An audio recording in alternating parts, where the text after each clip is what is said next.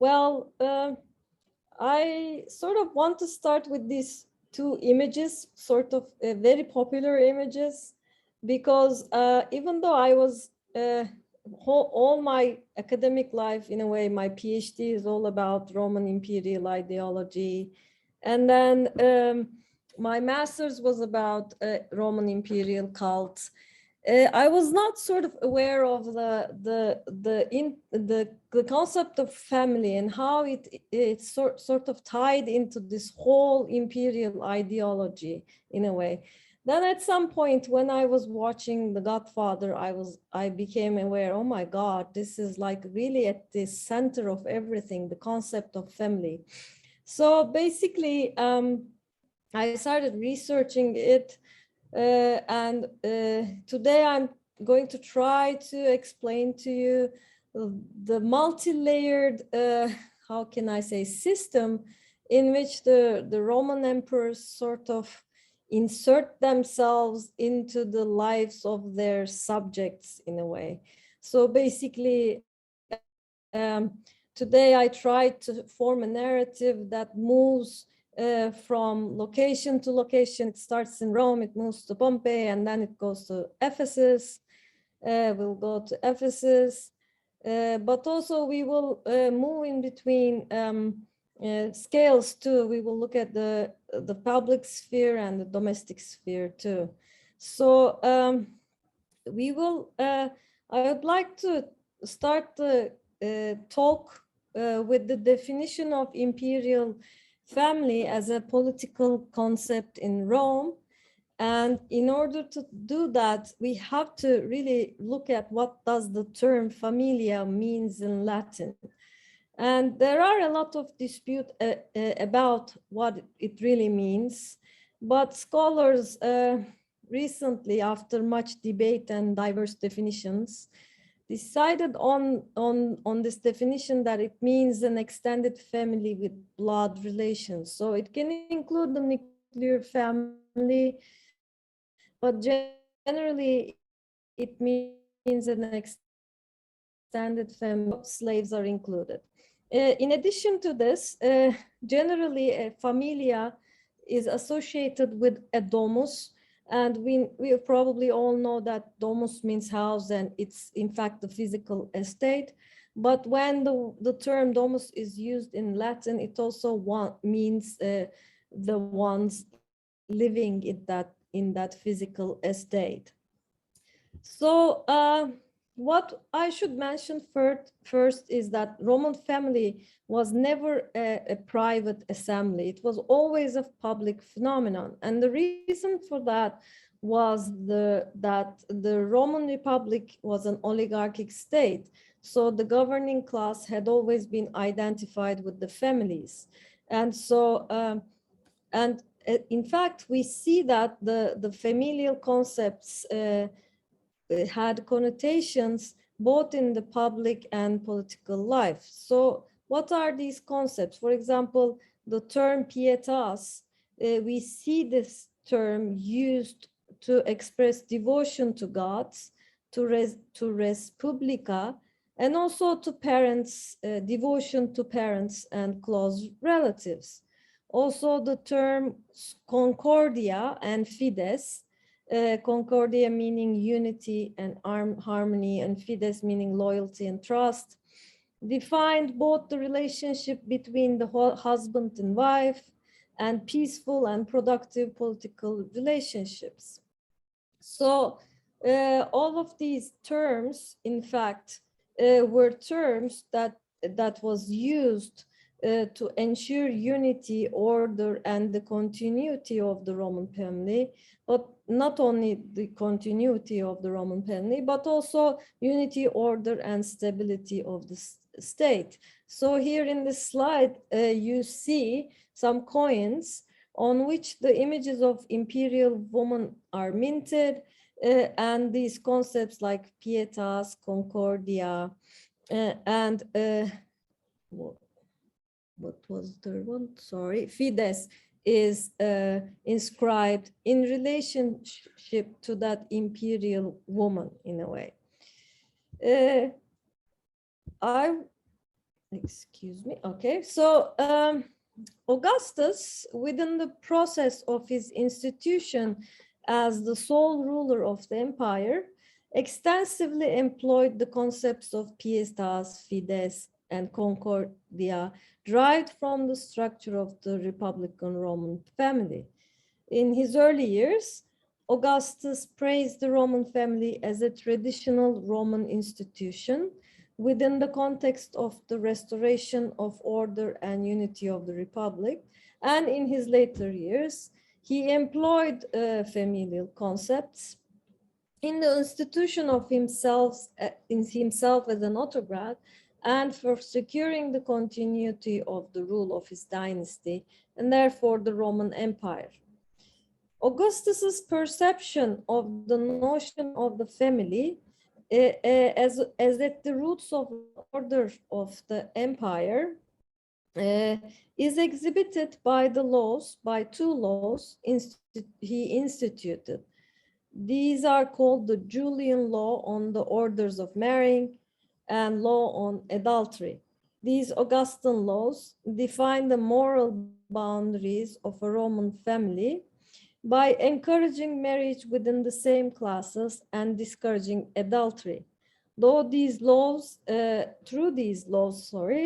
system of legal rewards for married and penalties for the unwed and childless were instituted. So, and the imperial family, in fact, was exemplary in the institution of these laws, so that they became the symbol of order and harmony in the empire. In order to understand how Augustus used his familial concepts for political propaganda, we will first look dedicated to the goddess Pax by the Senate in 9 BCE. It's one of the earliest monuments on which Augustus is shown, surrounded by his contemporary family, including women and children. So in the on the upper register of the south enclosing wall, it's here, and is this relief, we see the imperial family represented with women and children. They are shown at the act of proceeding to make an offering to the goddess Pax on behalf of the Roman people. So this relief defines the imperial family to be at the root of the establishment and the continuity of the peace. The Augustan family is identifiable by their Julian look, although there was this a lot of discussion about how individually the members of the imperial family who were these people. In fact, what is important for us within the confines of this talk is that they have this certain Julian look, so they represent the Julian family within within the group of these other people, the priests and the senators who were also represented in Arapakis on the panels of Arapakis, and we see that they are differentiated from the imperial family by their different looks and by the paraphernalia they carry with themselves.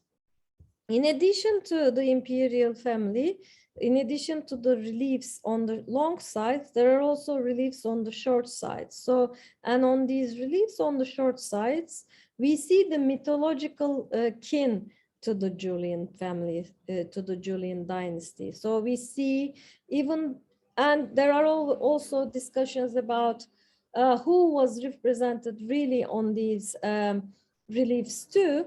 But if there is a possibility that Mars, Aeneas, Venus, and Roma was in fact represented in these reliefs on the short sides, in fact, they point to the mythological kin of the Julian dynasty. And again, they sort of show us that familial connections were emphasized in this monument. So here we see one of those reliefs. In fact, it's the most clear and most complete relief among them.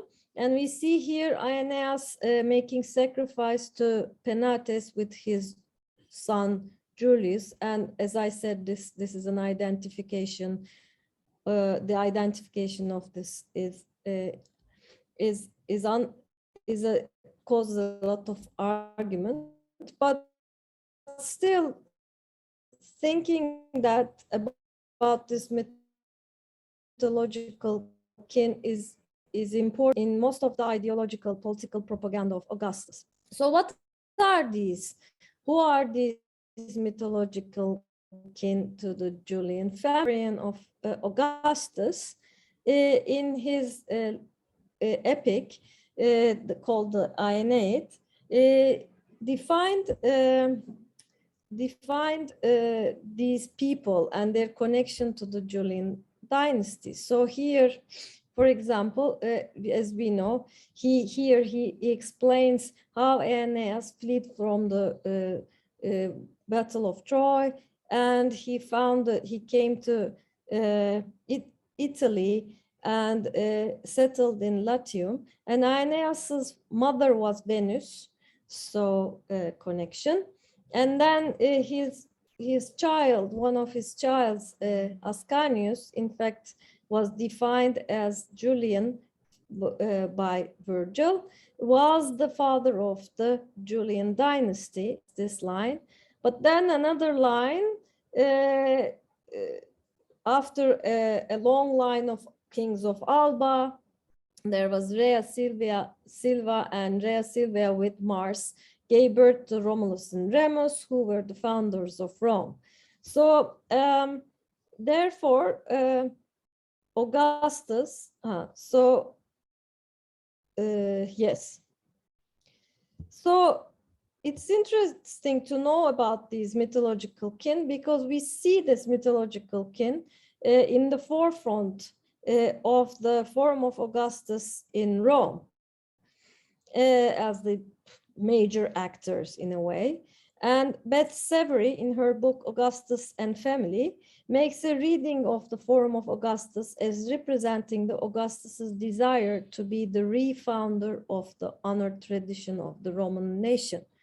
And she bases this idea on the prominent presence of Mars, Venus, Aeneas, and Romulus in the Forum of Augustus.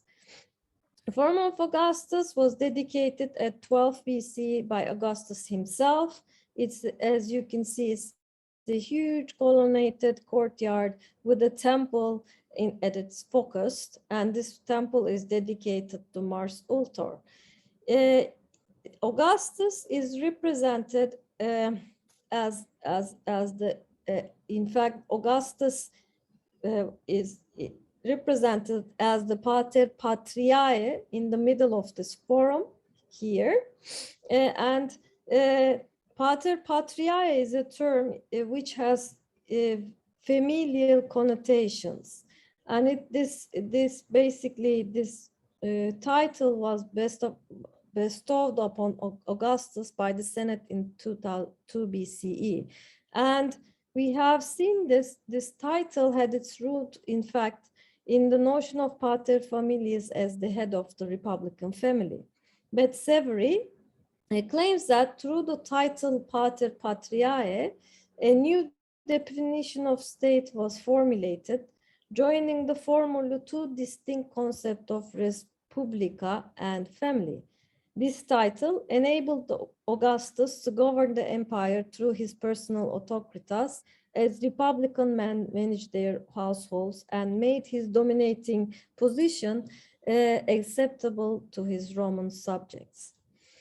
Statues of great men were situated in the niches around behind the porticos of this forum, and I mean, these were different peoples, or different heroes that were major players in the history of the Roman Republic. And we see here as in the major role Aeneas and Romulus occupying the central niches in the exegesis of the forum. So basically, what is going on here is that in a way, at these locations, they honored their role as the founders and fathers of the Roman nation, a role which Augustus himself strived to live up to. In addition to that, in the temple of Mars Ultor, not only Mars Ultor is located, but also Venus and deified Julius Caesar is located, statues of them. We know that from the descriptions. And in fact, it's noteworthy because we have seen that Venus was the mother of Aeneas and Mars was the father of Mars was the father of Romulus, and deified Julius Caesar was the father of adoptive father of Augustus. So we again see here how Augustus is trying to equate himself with Romulus and Aeneas in a way to prove his divine, in a way, fate to be the next savior of the Roman nation. So because he, after this period of civil wars, he refounded the Roman Empire and brought order and peace to that to this nation. So but Severy, in fact, claims that the Forum of Augustus can be thought of as a glorified version of the private atrium as the most public space of the Roman Domus. Statues of great men of Roman history featured in the niches along the walls behind the colonnades resemble the images of ancestors located at the atria of private homes of Romans. So here, I would like to go a little deeper to the representation of the family in the Roman Domus. And in order to do that, we really need to go to Pompeii. And the reason for that is most detailed information on the Roman house comes from the excavations in the city of Pompeii, which was destroyed by the eruption of Mount Vesuvius in 79 CE. The remains from Pompeii and the neighboring towns are preserved mostly intact under the volcanic debris. So when we look at those houses which were sort of preserved intact, we see and from the literary sources, we sort of, like the researchers sort of bring together how these houses function. And the public function of Roman Domus is in fact a subject very much discussed. And and this public function was organized, was defined around the person of the pater familias.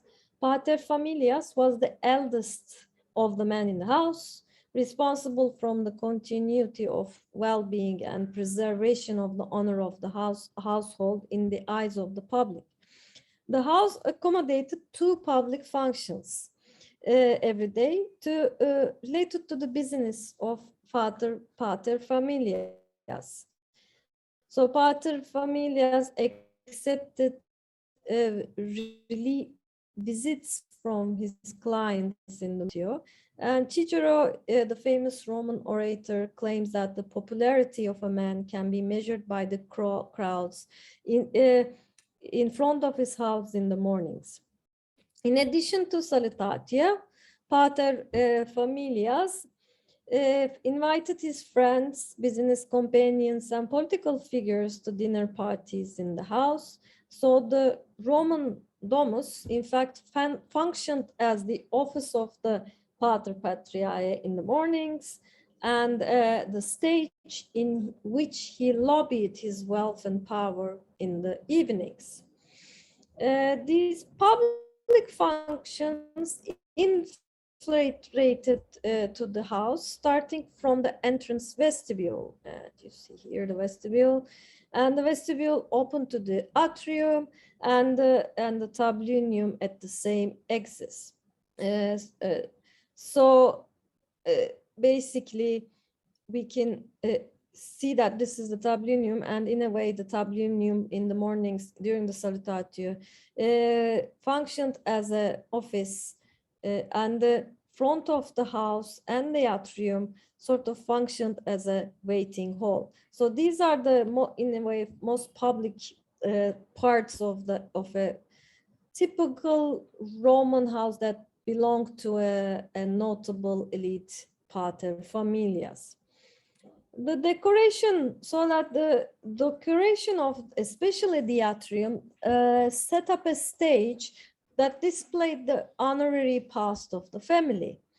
Even though we have some evidence coming from the excavations, we mostly learn about the decorative features celebrating the family from the ancient sources. Pliny mentions 4 different ways of representing the honorable past of the family located in the atrium. These are busts belonging to the proud members of the family, funerary masks exhibited in the cabinets, portraits on shields hung on walls, and a family tree drawn on the wall with portraits. We do not have material evidence of these family trees, so I won't be able to show you. But as you can see in this, in the Casa Mandre in Pompeii, we have busts of ancestors in most of the houses.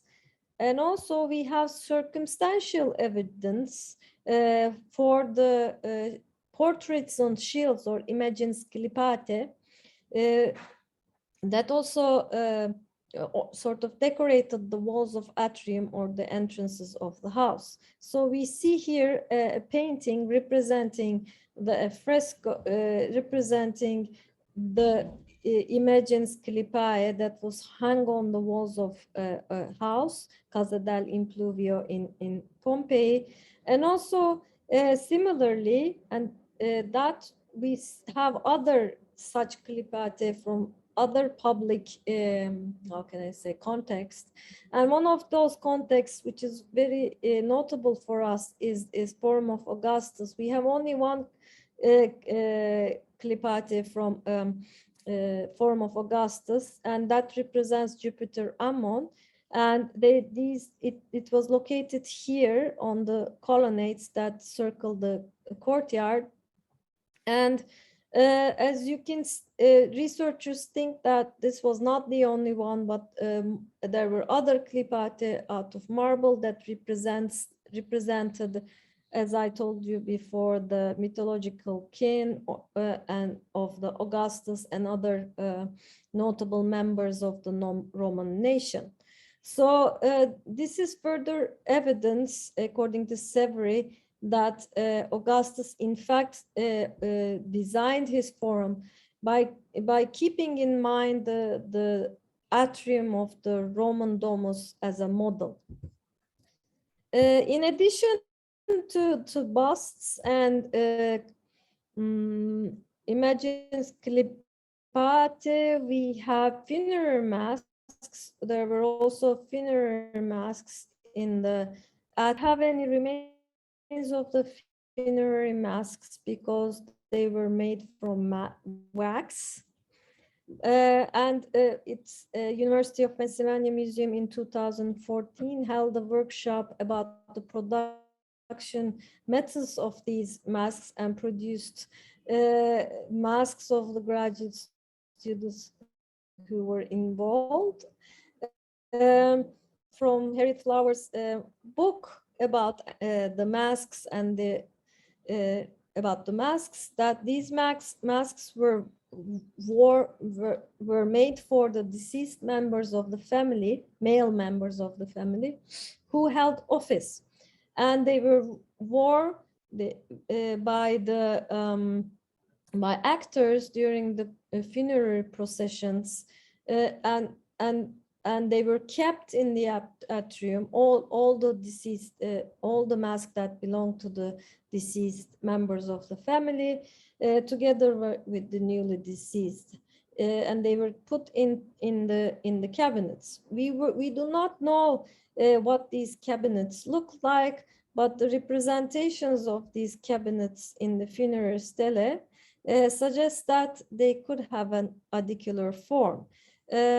Harriet Flower gives us this example and says that probably these are not funerary masks because, of course, women did not hold any government offices, but these are busts. But we see here busts placed in adicular units, and as you can see, they can be thought of as cabinets because they had doors. And we know from the sources that the doors of the cabinets were left open, especially during the days, important days of the family, during the celebrations, so that people can have a look at the masks or the portraits which were located in them.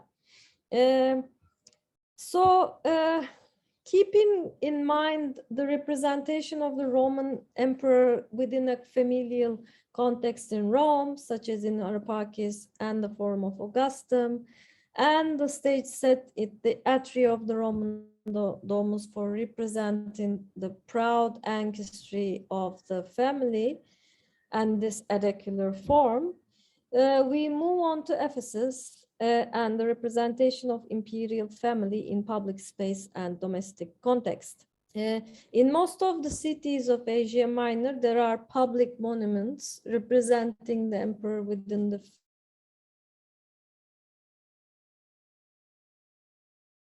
family. This talk is because emperor is represented in a familial context, not only in the public realm, but also in the private realm in Ephesus. So a small introduction, I don't know if you need it, about Ephesus, is that Ephesus was the capital of the Roman province of Asia, and it was a very important harbor town. Therefore, it was tightly connected to Rome and was very wealthy. The city was largely embellished under the Roman rule through buildings commissioned by the emperor himself, by the important local families and Roman officials who resided in the city. There are various monuments within the city with sculptural repertoire with family associations. I am going to look at only 3 of these within our limited time. So the first one is the state Agara. This Agora was redesigned under Augustus to propagandize the tight relationship of Ephesus to the Roman emperor. 2 temples dedicated to the imperial cult are located here, and another one was added later on. And in addition to those temples, a room that was thought to be devoted to the imperial cult was located at the short end of the Stoa Basilica. In this room, statues of Emperor Augustus and his wife Livia was found. And since the emperor was portrayed here as god Jupiter and the empress as goddess Hera, it is thought that this room could also belong to the imperial cult. So what is imperial cult could be a question that could come to our minds. Very shortly, I can define imperial cult as a political tool for the Greek cities to define the alien authority of the Roman emperor with familiar terms. So the Roman emperor was deified as a god, and by that his political authority was transformed to familiar divine authority. We should note here that even though Ephesus was subject to Roman Empire, it was a proud Greek city that still governed, that still had the rights to govern itself. And as a result, it needed such mechanisms such as the imperial cult to legitimize a foreign authoritarian rule. For the purposes of our discussion, it's also important to be aware of the fact that in this room, not only Augustus, but also his wife Livia, was divinized. So togetherness of the husband and wife can be thought to point to the unity and harmony of the imperial family, and therefore denote the unity and harmony of the empire as a family. So not only through imperial cult, but also through the concept of family, Ephesians can be claimed to justify for themselves their subjugation to an alien empire. The second example that we will look at is the entrance gate to the commercial Agara in Ephesus. This gate was located at the other end of the main avenue of Ephesus, connecting the state Agora with the commercial Agora. And it was renovated around 4 or 3 BCE by Mazaeus and Mithridates, who were the freed slaves of Emperor Augustus and his dear friend and General Agrippa, respectively. The inscription located at the attic story of the left arch states that Mazaeus devoted the gate to Emperor Augustus and his wife Livia. And the inscription on the right says that Mithridates devoted the gate to Agrippa and his wife Julia, and Julia is not only Agrippa's wife, but also Augustus's daughter.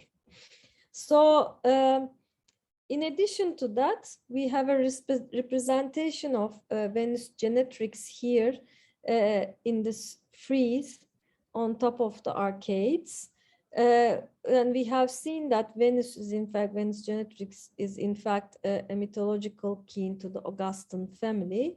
And in addition to that, also near the gate, a statue base inscribed with the name Lucius Caesar was found. Lucius Caesar was the adopted son of Augustus and Livia, and the real son of Julia and Agrippa.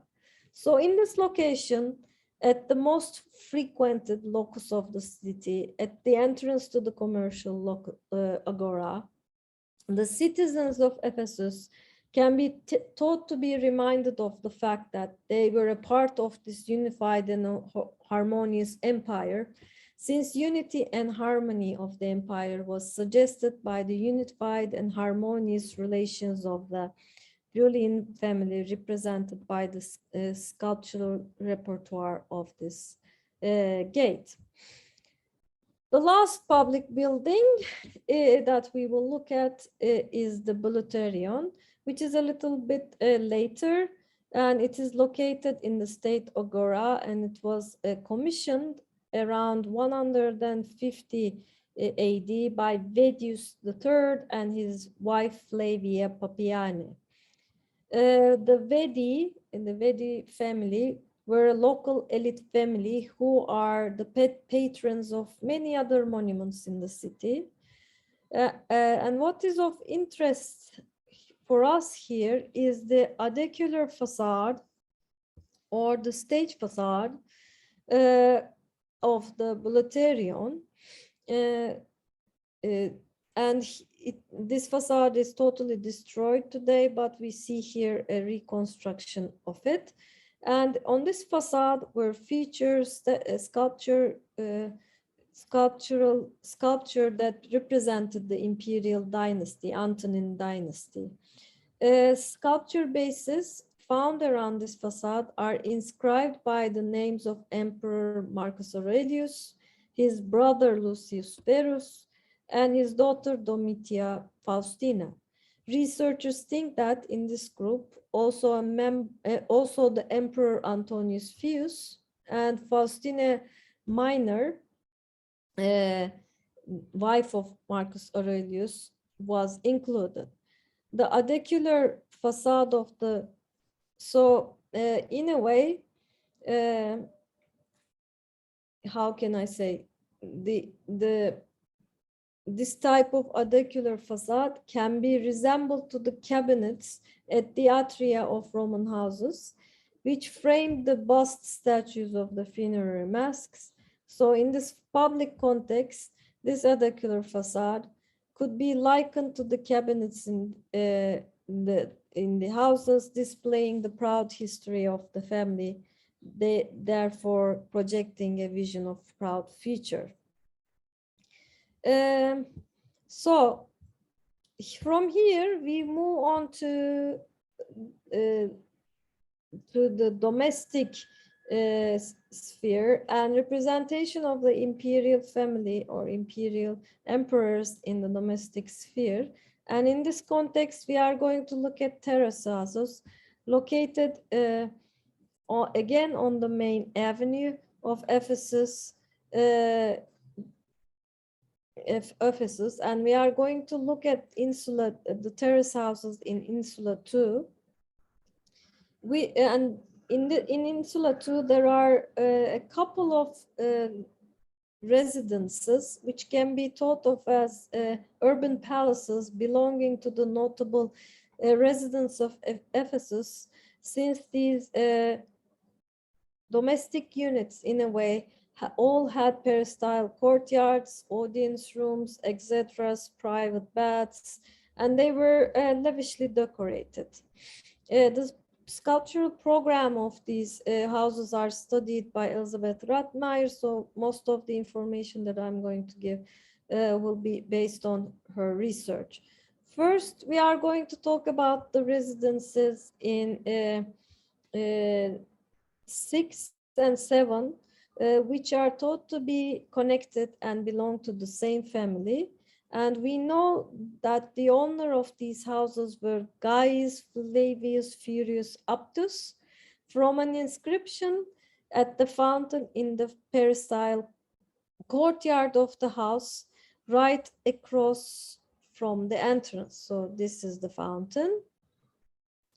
The fountain itself was inserted in between the columns of the peristyle courtyard, and on the central base there were marks indicating that a bust was located, and Rathmeyer thinks that that was a bust that belonged to Gaius Flavius Furius Aptus, because underneath it there was an inscription identifying him as the priest of the cult of Dionysus. Okay, so we know from inscriptions, we learned from inscriptions referring to the family that this family had Greek origins, but they acquired Roman citizenship during the time of the grandfather of Gaius Flavius Furius Aptus, and Aptus's son became a senator under the Emperor Marcus Aurelius. It is only natural that such a notable family had a house with 2 peristyle courtyards, etc., a basilica, and a private bath that was decorated, and that was it was a house decorated lavishly. So in room 36A, a bust of the Emperor Marcus Aurelius and a bust belonging to an unidentified male member of the family was found, discarded at a later period. These could have originally placed in this room 31, which is called the marble room, because the walls of this room was cladded with marble plaques, and also statue bases was placed around the walls, and it's this lavish room, which was probably an audience room or a sort of tablinum. So the bust statues are thought to be located in this room, represented the close relationship of the family had with the Emperor Marcus Aurelius, since they acquired senatorship during his rule. Rathmeyer claims that the second peristyle courtyard of this house was devoted to the private observation of the rituals of the imperial cult by the family, since they were also priests of the imperial cult at an earlier period. And busts of Emperor Tiberius and his mother Livia was founded here, located in this Exedra 38. This Exedra opens up here, you can see the Exedra, to the second peristyle courtyard, at the center of which was found an offering table and an altar. So basically, that's why Rothmeyer thinks that this was a private space that was accorded to the imperial cult that was dedicated to Tiberius and his mother. And it's interesting for our purposes because Tiberius was not represented here alone, but he was represented by his mother. And in fact, a woman who is a mother sort of points to the continuity of the Julian dynasty. So it might also point to the hope of continuity of close relations of the Aptus family to the imperial family, and suggest the honorable future for this family.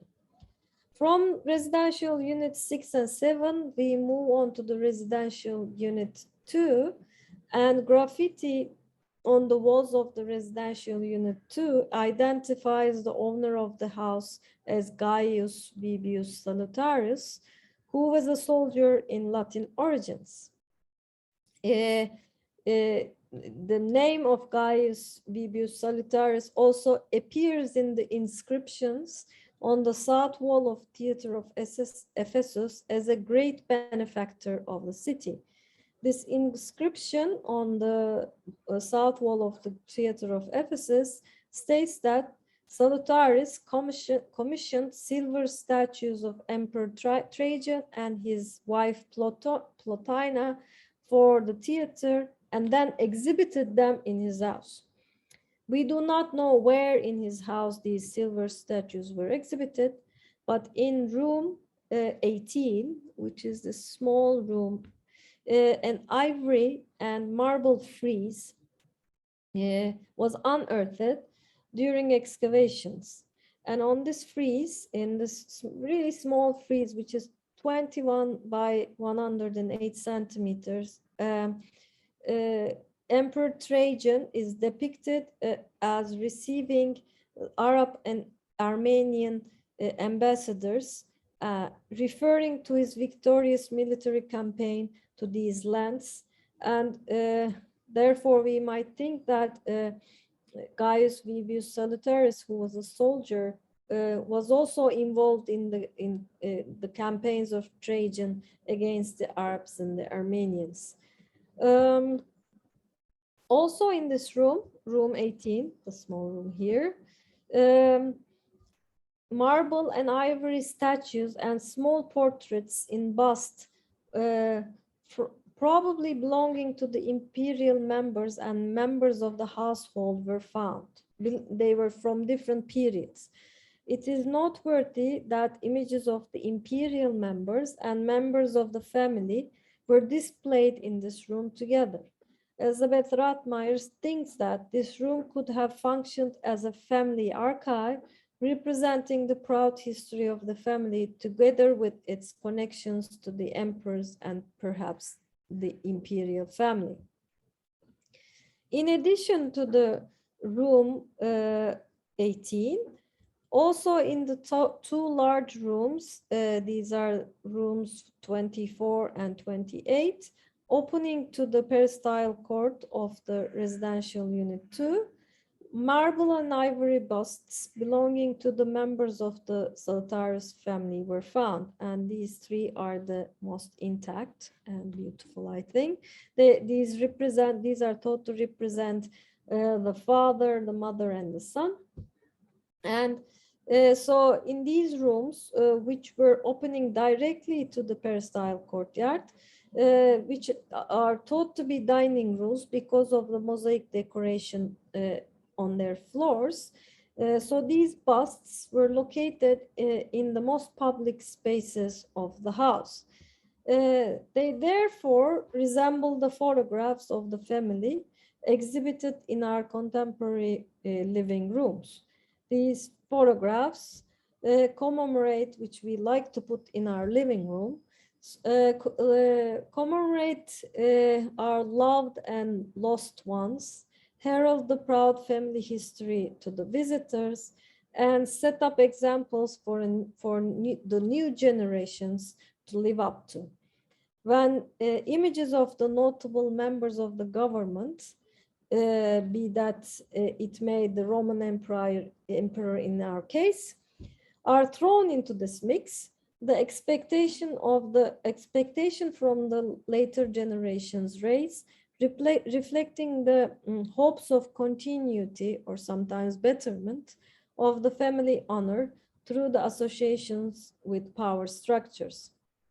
So as a conclusion, I might say that both in public and private spheres, the images of the family not only celebrate the past, but also the future.